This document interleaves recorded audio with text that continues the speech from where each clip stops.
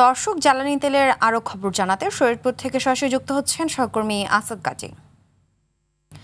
আসাদ, জ্বালানি তেলের সংকটে জেলেরা তো নদীতে মাছ ধরতে যেতে পারছে না, তাদের পরিবার কিভাবে চলছে আর প্রশাসনের পক্ষ থেকে এ ব্যাপারে কোনো পদক্ষেপ নেওয়া হয়েছে কিনা জানাবেন।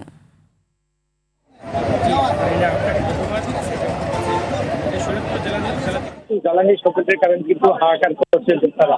আমি এই মুহূর্তে যে জায়গাটিতে অবস্থান করছি এটি হলো ফরিদপুর সদর উপজেলার গলিরি ফিলিং স্টেশনের সামনে। আমি যদি আমার পিছনে দেখাই যে পিছনের চিত্র, সকাল থেকে কিন্তু সকাল 8টা থেকে কিন্তু বাইকাররা এখানে তেল নেওয়ার জন্য অপেক্ষা করছেন।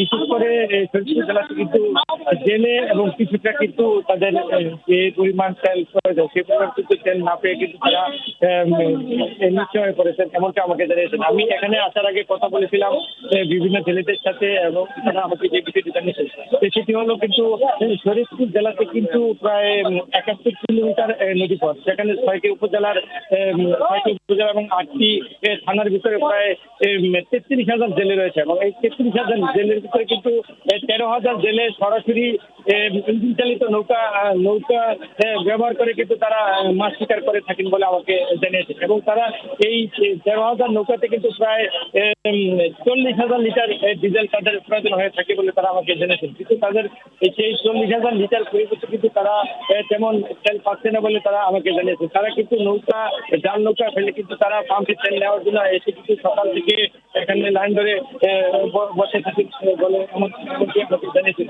এবং তারা যদি এই পাম্প সকাল 8টা থেকে শরীয়তপুর জেলা থেকে যে 6টি ফিলিং স্টেশন রয়েছে তার ভিতরে কিন্তু আজকে কিন্তু আমি জানতে পেরেছি সেটি হলো কিন্তু 6টি ভিতরে 3টি ফিলিং স্টেশন বন্ধ রয়েছে।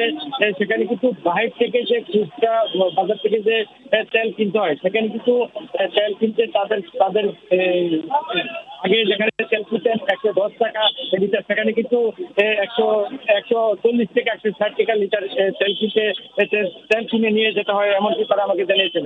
তারা আরো যে বিষয়টা আমাকে জানিয়েছেন সেগুলো কিন্তু তারা এই নৌকা জাল নিয়ে নদীতে যাওয়ার আগে কিন্তু তাদেরকে যেখানে 30 লিটার ডিজেল প্রয়োজন সেখানে কিন্তু তারা 5 থেকে 10 লিটার ডিজেল নিয়ে গিয়ে তারা কিন্তু তাদের সেই পুরো রাত মাছ ধরতে তারা পারছে না বলে এমনকি জেনেছে। কিন্তু 2-3 ঘন্টা মাছ ধরে আমার ঘাটের মাছ কিন্তু আসেন তারা কিন্তু এমনকি আমাকে জানিয়েছে। তারা আরো যে বিষয়টি জানিয়েছে সেগুলো কিন্তু তারা ধন্যবাদ।